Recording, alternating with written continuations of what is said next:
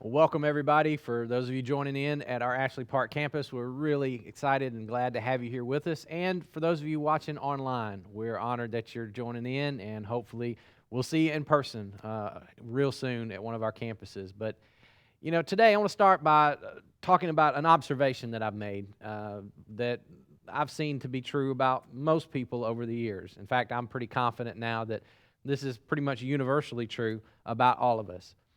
I don't care who you probably have an area of life that you're just not satisfied with. Something in your life that you would say, I wish that were different, or I wish that were something that I could change. Maybe it's a relationship, could be your marriage, maybe it's your income, or maybe it's just something to do with your career. It could be anything, something to do with your health, maybe your physical health or your mental health. But we all have these areas, at least one area in our lives, where we say, I wish that were different. I wish I could make it better. I want to see change. And for most people that I meet, most of us believe, I'm just probably one or two decisions away from seeing that thing get better or from seeing me being satisfied with my life. And we say things like that, right? We say things like this. Once I get through school or once I get this promotion, then I'll be able to make enough money, right? You ever heard that said? Or we've said things like this. If we could just get the kids out of diapers, then we can work on our marriage. And that usually turns into, when we get the kids out of high school, and then that turns into, if we could just get the kids out of the house, then we can work on our marriage. Or we said things like, when things settle down at work, then I can just spend more time for me, work on me. Or if I could just find the right man, or if I could find the right woman, then I wouldn't be so lonely, and then I'd be happy. You ever notice how we're just always one decision or one accomplishment away from being happy? But the problem is, as soon as I get past that accomplishment or I get past the decision that I make to bring me that happiness, I find that, there's another decision that I need to make, and that one's going to lead me to happiness. And most of the time I look back on the last decision and I think, I don't think I made that one very well, and so I need to make a different decision. And so I make a different decision, and I get past that decision, and I wind up still dissatisfied, and we find ourselves in this cycle of making decisions, hoping they'll make us happy and lead us to where we want to be, and we get frustrated, and we get discouraged. But if you've been here with us for the past few weeks, you know that we've been learning something in this series. We've been learning together that it's not about your decisions. It's not about my decisions. That's not the problem. The problem is the beliefs that I have or the thoughts that I have that inform the decisions that I make. So we've been saying throughout the series, if you still keep thinking the same thoughts you've always thought, or if you still keep believing the beliefs you've always believed, nothing in your life is probably going to change. We all need to think better thoughts.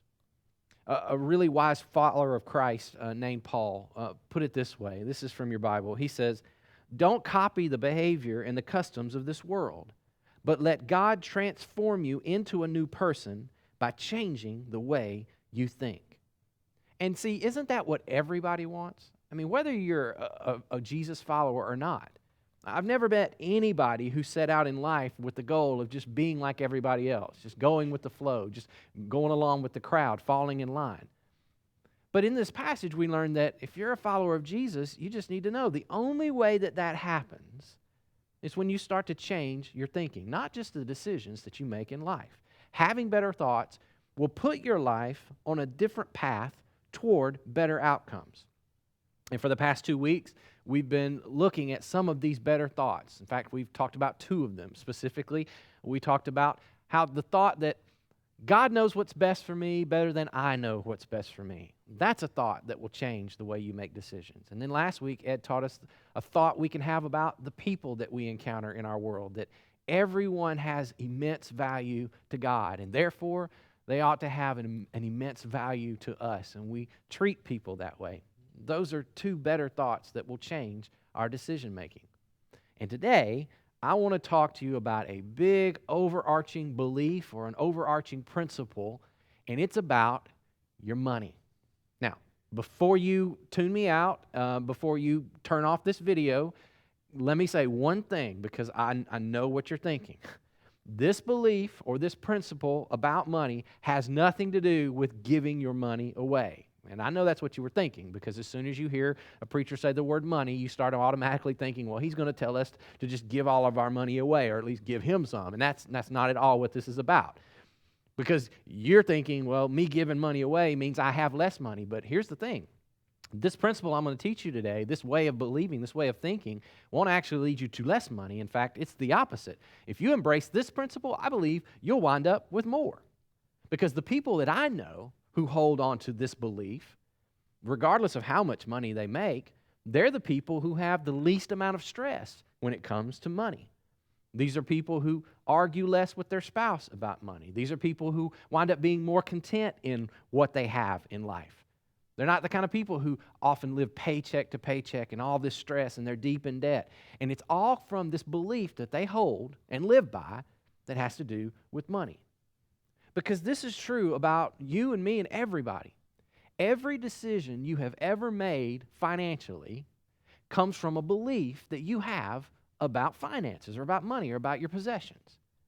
Now, the interesting thing about that is, if I were to come to you and ask you, hey, what are your deeply held beliefs about money? Most of us couldn't tell each other. I mean, you couldn't tell me what your deeply held beliefs are about money.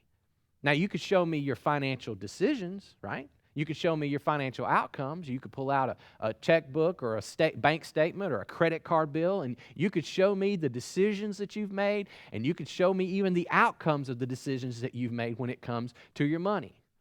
But if I asked you, hey, tell me what you believe about money, most of you would look back at me and say, I believe I should have some more.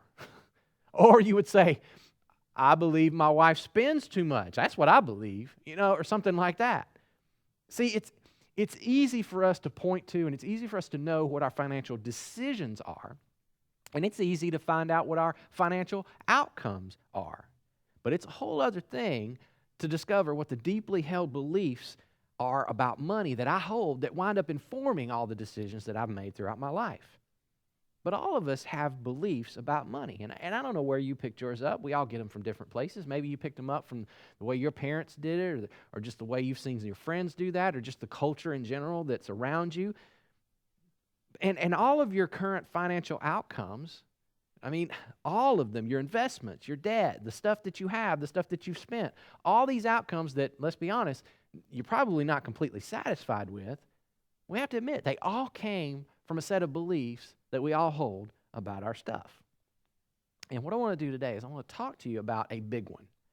But this big belief, I think, has the power to change all of your financial decisions and, as a result, change all your financial outcomes.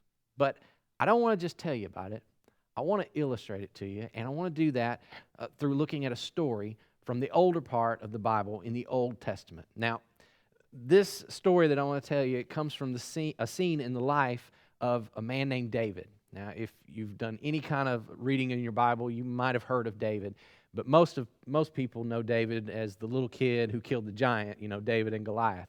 Well, this is the same David, but this time David's all grown up. David grows up and he becomes the king of the nation of Israel. Now, if you're not familiar with the nation of Israel, here's what you need to know about them. The nation of Israel was this nation that God had come to, and he started with one person, a family, and said, I'm going to build up this nation. And here's what I want to do through this nation. God says, I want to slowly, throughout history, I want to reveal to the entire world exactly who I am and what I'm like. Now, we know, standing on this side of history, that the ultimate final reveal of who God was and what he was like came in the person of Jesus Christ. But for the entire old part of the Bible, the Old Testament, the history of the nation of Israel, they only saw glimpses of God's character. And a lot of times they misinterpreted it, they didn't get it right. Most of the time they had this limited, distorted view of exactly who God was, but the whole time God says, I'm pointing you towards something. We're headed towards somewhere. And that somewhere was Jesus.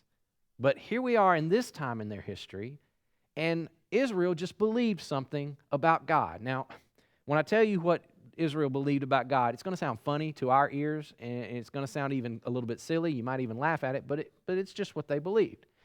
The nation of Israel believed that God lived in a box. And I know that sounds weird, but they had this thing known as the Ark of the Covenant.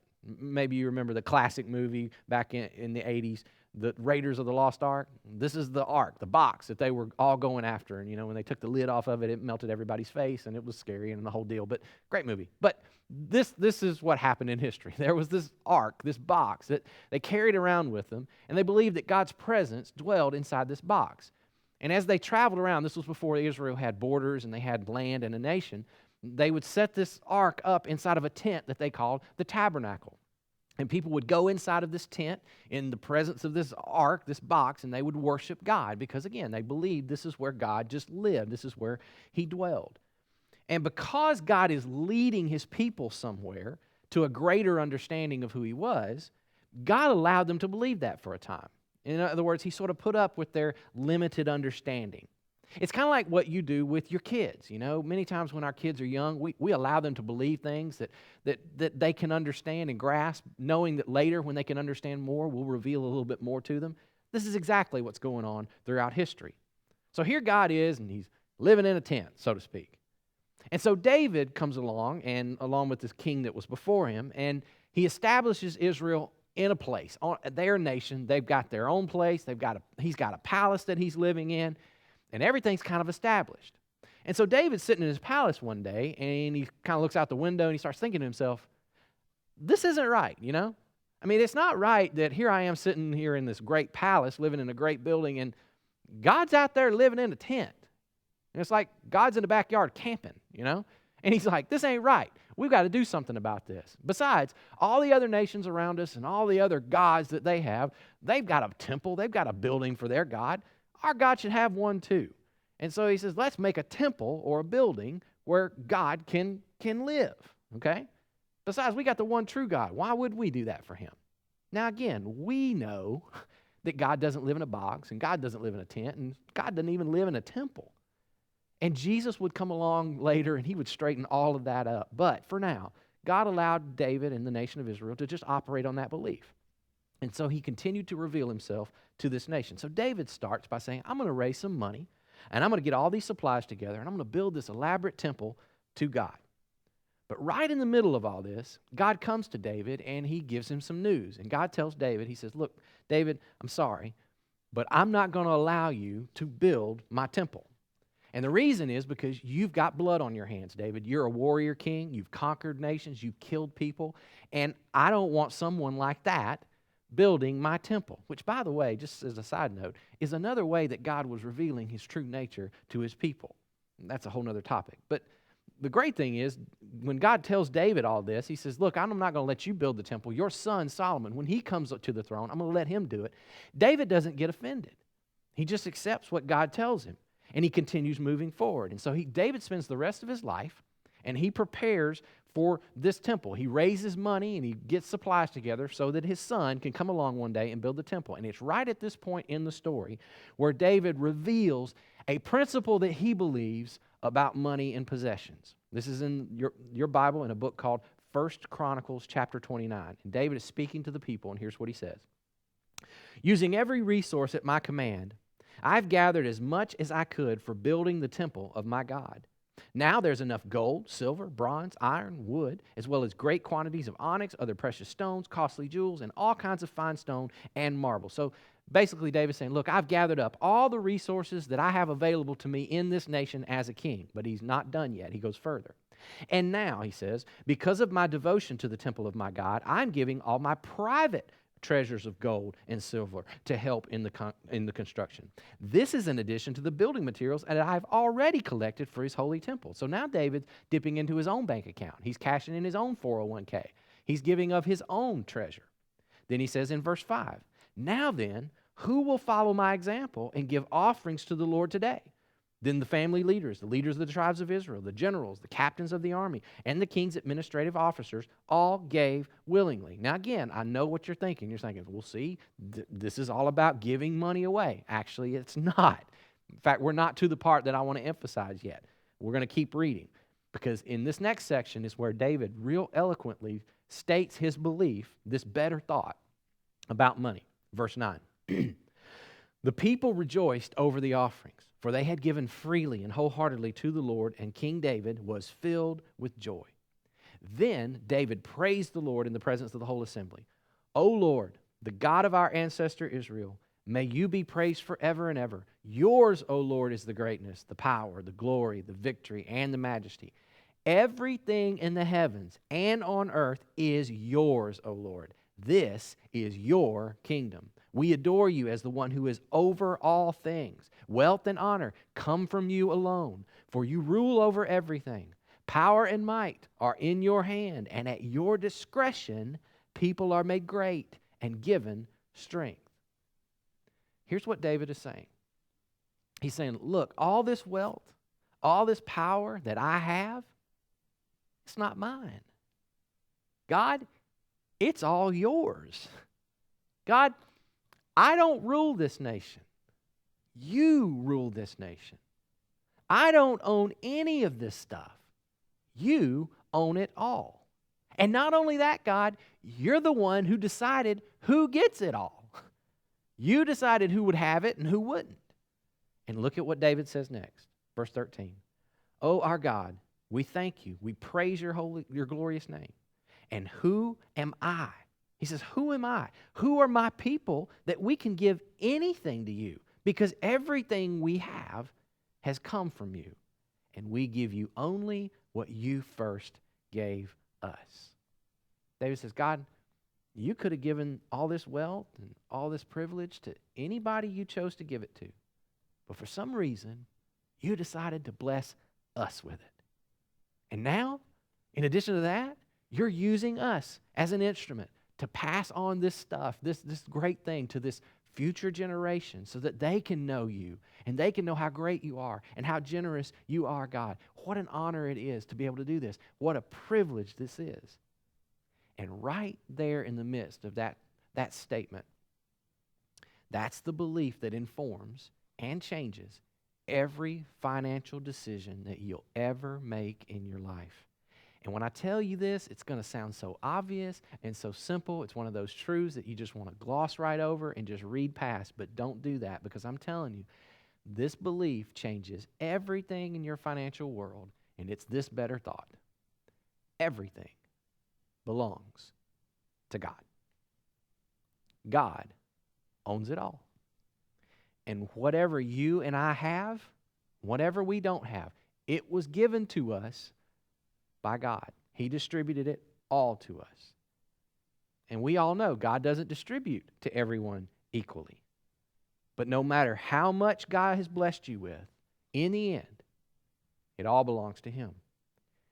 And the truth is, God's just allowing you and me to manage His stuff for a certain amount of time. And again, before you start going there and you start freaking out and thinking about, okay, this is the point where He tells us we ought to just give all our money away.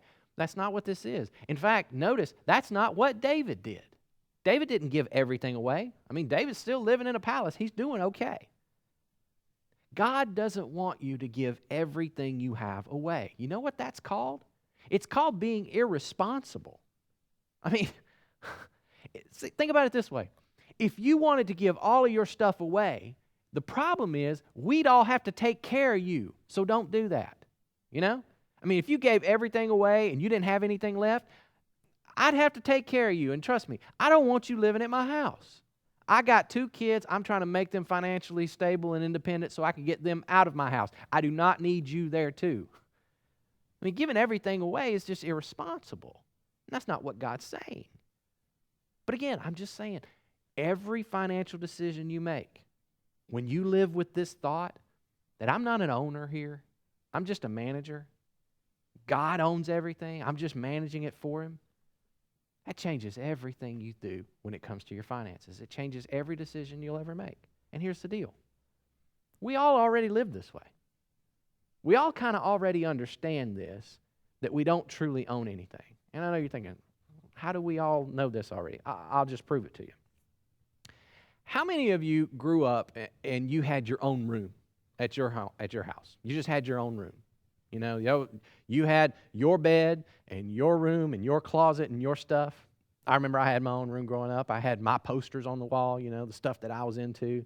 I had my bed and my clothes and my stuff. You ever put one of those signs on the outside of your door to your room. It says, keep out, Jason's room or whatever, and this was your place. When your parents got mad at you, where'd they send you?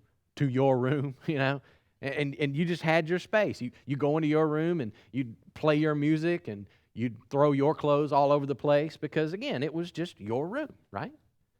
Question. If that was your room, how come your parents could always walk into your room and mess with your stuff? And when your parents thought you weren't doing a very good job of taking care of your room, how were they able to make you clean up your room? I mean, if it's your bed, if it's your room, how come every time grandma came to stay with you, you got kicked out of your room and your bed? I'll tell you how. It wasn't your room. I know they called it your room, and I know you had a sign on the door, and I know you had your stuff in there, but it wasn't your room. And you're saying, well, oh, okay, but I'm adult now. And now it's different, right? Really? See, I don't know about you, but every year, Coweta County reminds me that it's not my land. And the way they do that is because every year I have to pay the county for the privilege of living on their land. And I know what you're thinking. You're thinking, well, but it's my property. Okay, fine. Try not paying your property taxes one day and see how long it remains your land. I mean, come on. Let's face it. We don't really own anything because here's the truth. If you have something that someone can come and take from you if they want to, you don't really own it. And we all know this is true. Living in our society, if you behave a certain way or if you choose to not behave a certain way, there are people who can come into your life and take away everything you own if you don't behave according to certain laws and certain rules. And I'm just making the point that in the end, we all get this, that we don't really own anything. But again, as soon as I say, but God owns it all, we all get nervous. We all kind of go, oh, I'm freaking out because I'm afraid what he's going to ask me to do, But there's good news attached to this idea. And here's the good news. I'll give you several pieces of good news. Here's one. Do you realize that if you fully embraced the thought that God owns everything you have, if you really lived by that principle, did you know that you'll stop feeling guilty for what you have? You ever been in a situation where you saw someone that had less and you just felt guilty about that? If you really and truly believe that God owns it all and God's the one who decided who gets what, then He's the one who gave me what I have and He gave you what you have. And so just because you don't have as much doesn't mean I have to feel guilty about it. I don't need to worry about it. Because some people in this life, God sees fit to manage a little. Other people, God sees fit to manage more. See, when you become a manager of God's stuff, you don't feel guilty about the money you get to manage. But you do feel one thing. You don't feel guilty. You feel responsible. That's different. See, money managers walk around every single day with this thought in their mind and on their heart. Wow, what a privilege this is. God saw fit to entrust me with His stuff. And right now, I might just have a little of His stuff. But right now, I'm going to be responsible with what I have. Because later on, God might decide to give me and bless me a little bit more. And when He does, I'm going to be responsible for that too. See, the more you lean into this thought that it all belongs to God, you'll feel more privileged and you'll feel more responsible towards your money. And here's some more good news. The more responsible you feel for your money, the more money you'll have. Because again, it's not mine, it's His. I feel responsible for it. And what happens is you wind up having more. So here's the question. Would you like to have more money? And you're laughing, right? Because that's the stupidest question you ever heard. I feel stupid asking it. But if you want to have more money, then become more responsible with what you already have. That's the answer, isn't it? And see, the only way you can become responsible with the money that you have is you have to start by realizing this isn't mine. It belongs to Him, and I've been blessed with it. A few months ago, my wife and I, we sat down and met with a financial planner, somebody who kind of looks at your assets and what you've got saved, and they tell you what you can do going forward to do better and get prepared for the future and retirement and the whole 9 yards. And I remember going into his office, and we sat down, and before he ever looked at any of the papers we had brought, any of the financial statements, he didn't even look at any of it. Before he saw any of what I had or didn't have, he asked me one question. He said, "So tell me what your goals are. What do you want out of all this?" Now, just imagine for a second that I walked into a financial planner's office and I gave them control of my money, and the first thing he said to me was, "Oh, wow, thank you. My wife sure could use a new car." What do you think is going to happen then? Well, I'd be walking out of his office with my money. Because, see, when you're managing someone else's money, the only thing you care about is, what does the owner want me to do with it? And it doesn't matter how much it is. It's, what do you want me to do with what you've blessed me with? And if you're a money manager, you don't ever go home feeling guilty because of what someone did or didn't give you to manage. But you do feel responsible to the owner. So that's one benefit. I'll tell you another benefit of adopting this belief that God owns it all. It's the cure for greed. It really is. See, when you understand that God owns it all, and when you become more responsible for what He's given you, you'll want less.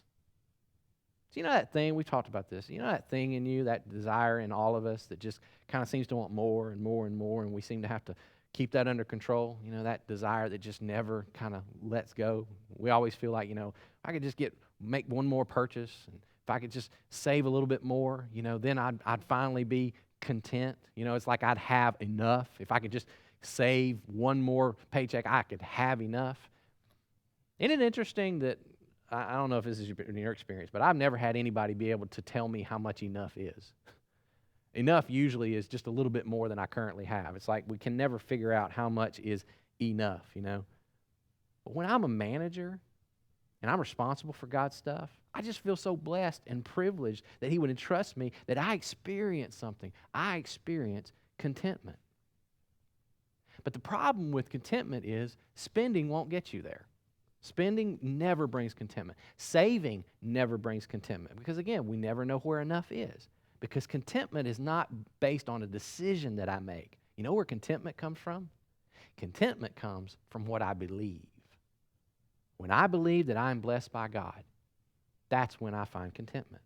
And feeling blessed only comes when I know this is not mine in the first place.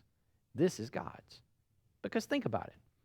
If all the stuff that I had was mine, and I'm the one who did it, and I'm the one who took care of all this, and I'm so smart, and it's all me, then you're not blessed. It's just all you. Nobody blessed me. I took care of all of this. But if it's all God's, then I have been blessed. And see, it turns greed upside down. So I want to wrap this up, and I want to share with you two things that people who embrace this better thought inevitably do in their lives. And let me just say, if you're currently not doing these things, it probably means that you haven't fully embraced this better thought yet, that God owns it all, that everything you have belongs to God. But let me say this too. Maybe you're saying, I'd like to embrace that. I'd like to believe that. How do I go about doing that? Well, I would say that if you started doing these two things that I'm going to share with you, you'll be at the beginning stages of leaning into this belief. You can practice before you actually start letting it sink in. This will help you, whether or not you believe it yet. So let me just give you these two things. These are the two things that will lead you to that place if you're not there yet, but it's what people do who believe it. Number one, you'll ask God what He wants you to do with His money. See, people who are embracing or this better thought, they constantly are thinking about it. They're constantly praying this simple prayer. God, how do you want me to spend? God, how do you want me to save? God, how and when should I be generous with your stuff that you've blessed me with? And again, I know a lot of people are scared of praying this prayer, asking God what to do with the money because they're afraid. God's just going to take it all away. Trust me, if God wanted to take away your stuff, He'd already done that by now. I think He's fully capable. And here's the other way to think about it. If God's the one who gave it to you, why would He give it to you just to take it all back? No, he wants you to manage it. Why? Because he blessed you, because he loves you, and he wants to partner with you in this life to accomplish his purposes in this world. And so God's blessed you to be a partner with him. He's got stuff, and he wants you to accomplish it, and all he's asking is you to join him in accomplishing his stuff, to cooperate with him in what he's trying to do in the world. Now, I know some of you are already doing this, and you totally understand this, and that's great. But let me say, if you're not, I just challenge you to wake up every day and just say this prayer. God, how do you want me to spend today? How do you want me to save? God, everything I have, it's from you. Thank you for blessing me with it. So now that I understand that it's all you, it's all yours, what would you like me to do? And then make every purchase, every investment, every financial decision, and just pray that prayer. God, what do you want me to do with your stuff? Here's a second thing that you'll do. When you embrace this truth that God owns it all, you'll keep track of where it's all going. For example, imagine a year from now, I go into the office of the financial planner and I say to him, okay, it's been a year. What happened to my money? Where did it go? How much came in? And all that kind of thing. And the financial planner looks back at me and he says, well, I don't really know. I didn't really keep track of it. What do you think's going to happen then? Well, I'd fire him. Why? Because managers always keep track of their owner's money. They just do. They know every penny coming in. They know all the pennies going out. And for many of you, I know you're already doing this, but there are others of you, you're just not doing it. And I'm telling you, you need to do it. So my challenge is for the next 7 days, just track it. Just watch. Just see where it goes. You don't even have to change anything. Just keep doing what you're doing, but just watch and track it and keep track of where it's all going. Most banks are offering this for free right now. You can do it online. I think we've mentioned this before. There's a free app. In fact, I put it up on the screen, mint.com. You go there and you can download an app that you can plug all your stuff into, and it'll keep track of it for you. You can do it the old-fashioned way. Get yourself a spreadsheet or those old check ledgers that most people don't use anymore. It really doesn't matter. The point is that you just take all the mystery out of your money. Because, see, money is the one place where you shouldn't have any mystery, because money's simple, right? Money is just dollars and cents. It's trackable. It's tangible. But where we get goofed up is a lot of people wind up arguing about money. And when we argue about money, we say things to each other like, well, it just seems to me that you're spending this much, or it just feels like you're not paying attention. And here's the thing. When it comes to money, there should never be any it seems to me, because money's trackable. You can see it.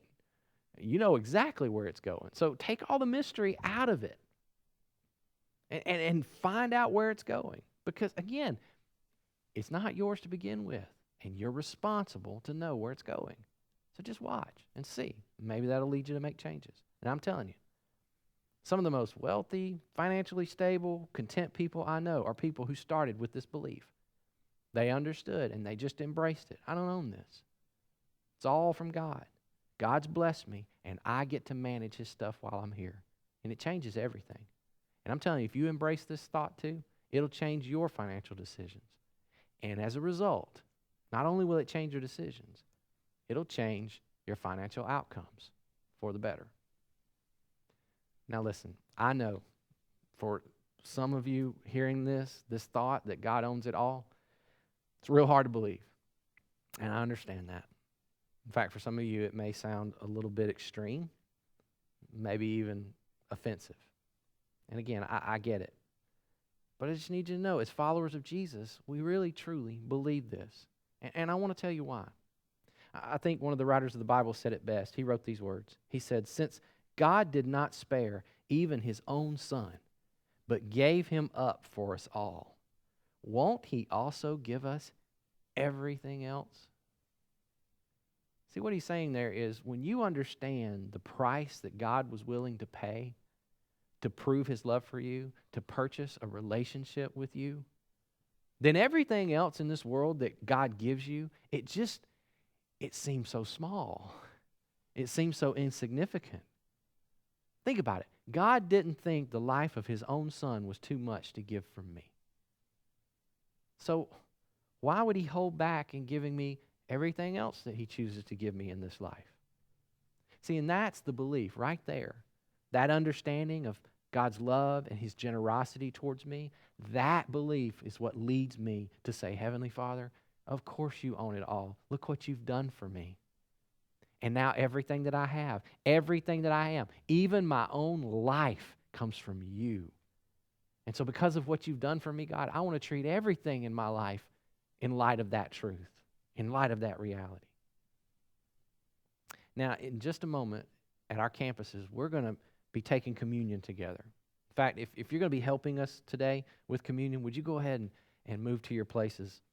And if you're new to our church, let me just tell you what's about to happen. Communion is something that, well, Jesus invited all of his followers to participate in, to observe. And he said, this is the way I want you to remember the love that God has shown for you in the person of Jesus, in his life and in his death, when he gave his life for us all. And so what Jesus did was he set aside these symbols, bread and juice, for us to eat and to drink, and to remind us of the body and the blood of Jesus, which was the price that God paid for all of us when Jesus died on the cross.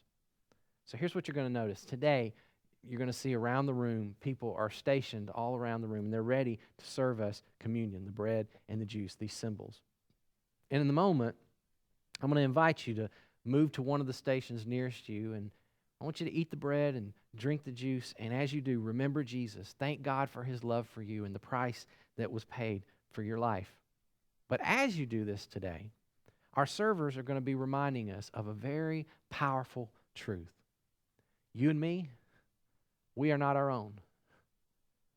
Our lives have been bought at a price, and that price was the very Son of God, his body, his blood given for all of us because of the great love of God. And I want to invite you, as you eat and drink and remember communion today, I want you to let that truth just sink into your heart and sink into really down deep into who you are, and let it remind you, God truly does own it all. He owns me because of the price that he paid for me.